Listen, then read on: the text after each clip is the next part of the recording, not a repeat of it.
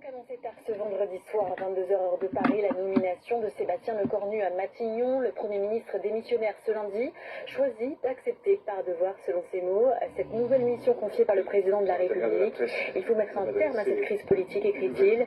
L'Élysée affirme que le Premier ministre aura carte blanche. L'extrême droite promet la censure immédiate, alors que la gauche espérait se voir offrir les portes de Matignon. On vous détaille les réactions avec Jean Barrère. Tenter de bâtir les conditions. Après Lecornu 1, voici Lecornu 2. Le Premier ministre démissionnaire est donc reconduit. L'Élysée l'a annoncé dans la soirée dans un communiqué, le chargeant de former un gouvernement.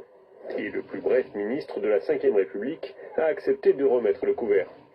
J'accepte par devoir la mission qui m'est confiée par le président de la République de tout faire pour donner un budget à la France pour la fin de l'année et de répondre aux problèmes de la vie quotidienne de nos compatriotes. Dans son message, Sébastien Lecornu dit vouloir mettre fin à la crise politique et fixe 4 mots d'ordre à son futur gouvernement.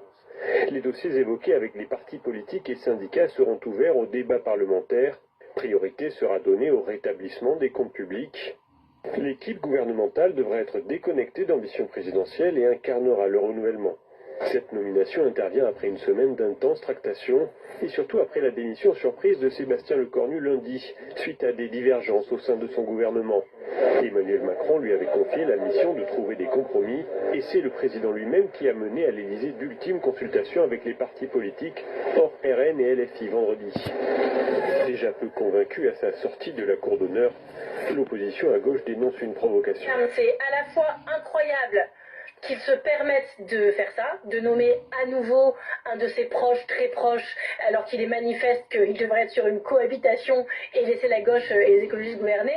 Et puis c'est aussi très ironique parce qu'on le connaît et qu'on sait depuis le début qu'il a tendance à s'entêter. Et franchement, je suis d'une colère folle, mais en fait, on a un président de la République qui est en train de mener un énième coup de force. C'est pas seulement une provocation, la nomination de Sébastien Lecornu comme Premier ministre. C'est un doigt d'honneur à l'ensemble des Françaises et des Français. Le Rassemblement national appelle également à la censure, Jordan Bardella évoquant une mauvaise plaisanterie et une humiliation pour les Français. Côté PS, les socialistes ne censurent pas automatiquement, mais le feront si la réforme des retraites n'est pas immédiatement et complètement suspendue. Mais à ce stade, je ne peux pas vous répondre. On n'a jamais été dans la logique de censurer a priori. Moi, j'ai envie d'entendre ce que Sébastien Lecornu a à nous dire. Qu'est-ce qu'il va contenir dans sa DPG? Est-ce qu'il donc confirme le renoncement au 49.3? Est-ce qu'il suspend la réforme des retraites? Sébastien Lecornu reçoit tout de même quelques encouragements en provenance du bloc central et de la droite. Une large majorité des Républicains lui apporte son soutien.